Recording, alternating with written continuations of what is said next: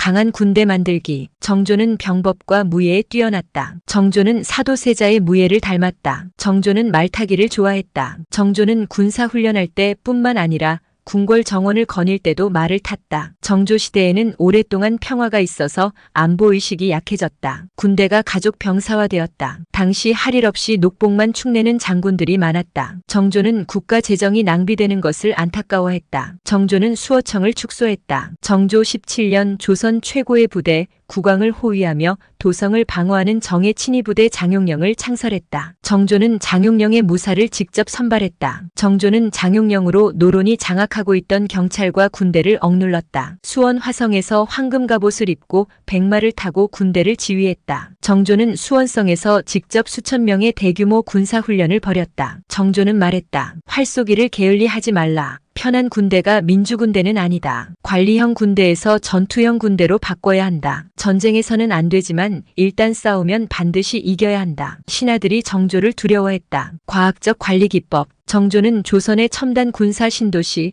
수원 화성을 건축했다. 조선의 과학기술이 이곳에 집결되었다. 정약용이 개발한 거중기, 물레와 도르래를 이용해 만든 새로운 농로가 활용되었다. 거중기는 물체 무게를 8분의 1로 줄일 수 있었다. 거중기만으로 4만 량의 공사 비용이 절감되었다. 농로는 돌을 약 10m 높이로 들어올리던 장비다. 지금의 크레인인 농로는 높은 건축물을 쌓게 만들었다. 10년 걸릴 공사 기간이 2년 9개월로 단축되었다. 정조 리더십으로 본 지금, 정조는 세종의 버금가는 성군이다. 정조를 거울 삼아 보면 국가를 경영하는 지도자라면 어떤 모습이어야 할까? 끝없이 공부한다. 낮은 곳에서 가진 것 없이 힘들게 살아가는 백성들을 연민으로 바라본다. 구체적으로 그들을 보살핀다. 정조는 술, 담배를 즐겼다. 47세로 세상을 떠났다. 정조에게서는 본받을 만한 점이 많다. 사치한 자가 권력을 잡으면 세상이 망한다. 차이와 다름을 인정하지 않는 자가 권력을 잡으면 세상이 소란스럽다. 단점을 지적하고 파헤치면 인재가 숨어버린다. 지도자의 눈높이가 백성보다 높으면 폭군으로 군림하게 된다. 민생을 돌보지 않으면 백성들이 악해진다. 백성들의 고충과 폐단을 적극적으로 해결하지 않으면 여론이 악화된다. 나라가 흔들린다. 적임자에게 권한과 책임을 나눠주지 않으면 나라가 약해진다. 정조는 일꾼들에게 성과급 임금을 지불하라. 일수로 계산하지 않고 거리와 짐수로 차등을 두어라. 라고 지시했다. 정조는 공사기간을 줄이기 위해 설계와 시공을 동시에 진행했다. 성곽 공사를 동서남북에서 동시에 착공했다. 개인이나 국가가 혁신하고 소기의 목적을 이루기 위해 먼저 해야 할 일이 있다. 그것은 구태의연한 사람들, 조금도 변하거나 발전하지 않고 예전 모습 그대로인 관리자들을 떨쳐버리고